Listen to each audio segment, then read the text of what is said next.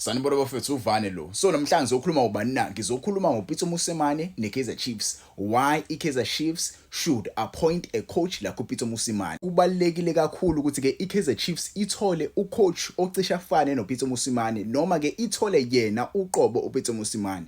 Why ngisho njalo? Ngizokwenza nje iexample ngayo uPitso Mosemane ngoba yena nezinto aseyiachievile kuyibhola la South Africa nebhola la Africa lonkana. Siyazi ke bafethu kunezinkulumo ezikhona currently kuthiwa iKaizer Chiefs are looking at different coaches abakhona vele la eAfrica aseke bacoacha ama team akhona la eAfrica adominator kwini na kwiCAF Champions League nako CAF Confed. So they are looking at coaches abaningi abazosayina for iKaizer Chiefs. Ucoach ke lo bafethu wePyramids FC uyena umjida obeyicoacha iPyramids kodwa ke njengamanje icontract yakhe iphelile and akarenewanga uthiwa ukwilist yocoach ongenzeka bayicoache nayo iKaizer Chiefs. But ke angizile ukuzokhuluma ngaye naye sekwayithatha vele ke iCAF Champions League kuleya season esiphuma kuyona lapho khona washaya khona iMamelodi Sundowns kwifinal washaya neOrlando Pirates kwinina kuma semifinals ayo iCAF Champions League. So naye unayo experience yala ebhola la Africa. So Kaizer Chiefs might look into him too. But ke angizile uzokhuluma ngayo umjida ngizokhuluma ngobani na? Ngizokhuluma ngoPitso Mosemane. Why iKaizer Chiefs kumele isign a coach like uPitso Mosemane. Bafethu siyalwazi udaba uPitso Mosemane is not your typical coach ongavele nje umsign anytime. He's one of those coaches aba rare la eAfrica. Yabo uyena ungamqhathanisa mhlambe ke no coach abanje go Pep Guardiola bala eAfrica. Maybe ke mhlambe ke sengiba extreme mase ngisho njalo but ke umjida uyalideserve lolo gama because kuninga sekwenzile kuyibhola la South Africa. But ke angizile ukuzokhuluma ukuthi ke iziphi icoca sekayi achieve but ubuyena as a coach. Why Kaizer Chiefs imdinga kakhulu? First of all, iauthority yakhe as a coach. Mwasubone uPitso Mosemane masafike kuleya dressing room ekhona currently kwiKaizer Chiefs ziningi izinto ezingekho right. Yabo njengoba ziningi izinto ezingekho right angafike aqondise lapha asethe umthetho oqondile ukuthi ke kule season le kumele siachieve lokhu nalokhu. Uma singakachievanga lokhu nalokhu abadlali abangangisizanga ukuthi ke siachieve lento nabadlali ade benza kahle kumele bahambe laba abangangisizanga alande the correct players abadlala azobatshela kahle ebasayini ukuthi ke sifuna lokhu nalokhu uma ungakwenzi uyahamba. uPitso Mosemane ucoach kanjalo ucoach okwazi ukuthi ke umdlali memsayina ahlale naye phansi akhulume naye amtshela into ayifuna. Lokho utshelwa yini na? Utshelwa yindonda sekayiwina kwiMamelodi Sundowns asekayiwina kwiAl Ahly, one of the best teams ekhona eAfrica. Indonda seyiwinile kwiAl Ahly yabo. Secondly, iKaizer Chiefs ayinayo identity. Njengoba nje ingenayo identity a coach like uPitso Mosemane bafethu siyamazi ibhola afika nalo kwiMamelodi Sundowns. Siyalazi ibhola al-instilla kwi-team ye-Sundowns. I-Sundowns injena nje namhlanje is because coach abanje ngoPitso Mosemane abakwazi ke ba-instille ibhola ba-instille that winning mentality kule squad esikhona yaseMamelodi Sundowns. Wakwazi ukulanda wakha futhi wakha ifoundation enocoach abanje ngoRulana, wakha ifoundation enocoach abanje ngoManqoba Mnqithi bakwazi ukuthi ke bathene Mamelodi Sundowns into one of the best teams ekhona la eAfrica yabo. Bathe suka lapho wahamba wale kwiAl Ahly wafika funa khona kwiAl Ahly wafika wadominator winning ama Champions League, winning ama Super Cups eCAF yabo. So umjida uyayazi into yakhe, uyakwazi ke afake a winning mentality, a winning culture. Usengafika kwiKaizer Chiefs aqhamuke with iculture yayo iKaizer Chiefs ayicreate yena because currently yabona lento le yokuxoshwa kocoach ikhamba ucoach hlale 2 seasons, 1 season khamba umunye coach. iKaizer Chiefs ayinayo identity right now. They need an identity and they need a coach abazothembela kuyena bangaloku bemxosha left and right baloku bexosha 1 season baxosha. Badinga ucoach ozoma ezweni lakhe and a coach like uPitso Mosemane uyayi-understand i-pressure yabo. Uyayi-understand i-pressure usecoach kuma team njengoba ngibala nje bafethu iAl Ahly bafethu mungenzi kahle uyaxoshwa lapha kwiAl Ahly. Sibabone lo Jose Rivero bebengenzi kahle badedeliwe. Bebengenzi kahle uJose badedeliwe bafethu akahlalanga ngisho isikhathi esiningi kuJose Rivero yabo. Wenze kahle kuOrlando Pirates wase esuka kwiPirates wale eEgypt wasexoshwa because akenzanga kahle yabo. So uPitso Mosemane uya-understanda i-pressure eqhamuka kuma-fans. Uyakwazi ke awa-control ama-fans and a-deliver ama-results. So a coach like uPitso Mosemane, you won't find him getting frustrated from his fans. Yes, once in a while esafika kwiMamelodi Sundowns ama-fans eSundowns engasamfuni esefuna ahambile. Niyazazi ke game ze-Sundowns ama-fans nje angekho well mannered ama-fans eSundowns.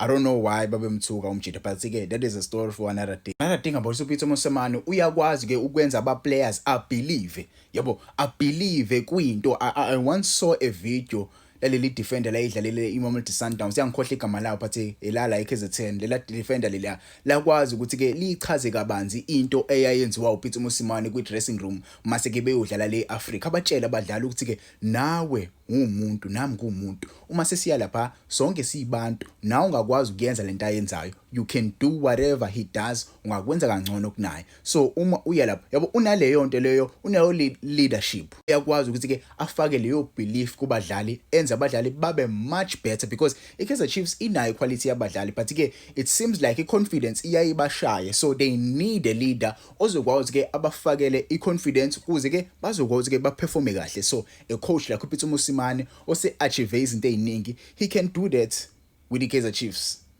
And uyakwazi futhi ke ukudevelopa ithalente, maningi kamathalente aphumile ngaphansi kwakhe ubani na ucoach Peter Mosemane. You can name any player oqhamuka esandleni sakhe umjida, ukwazile ukuthi ke amproduce abe umdlali obetter njengobani na. One of the best players aseye ba producer uPercy Tau baqhamuka phansi kwesandla sakhe bakhuphuka baya le go overseas, yabo, players abalaziyo ngempela ibhola bafethu. A coach like uPeter Mosemane uyakwazi ku-identify ithalente, yenye yezinto engiyithandayo ngayo. Ufaka nediscipline abafana abancane abaqhamuka phansi kwesandla sakhe, ngeke ubabone benza izinto ezingekho izinto ezumsangano. Uyambona umuntu oqhamuke ngaphansi kwesandla sikaPeter Mosemane ufocusa kakhulu ebholeni, ayeke izinto eziseceleni, yabo. And another thing engiyithandayo regarding uPeter Mosemane, abadlali kuzoba lula kuyena ukuthi ke asayine abadlali abantswempu for iKaizer Chiefs. Why ngisho njalo? iKaizer Chiefs bafethu siyazi ayinayo inhlanhla yokuthola abadlali aba-right, yabo. Mase kuyiwa nje ko discussion,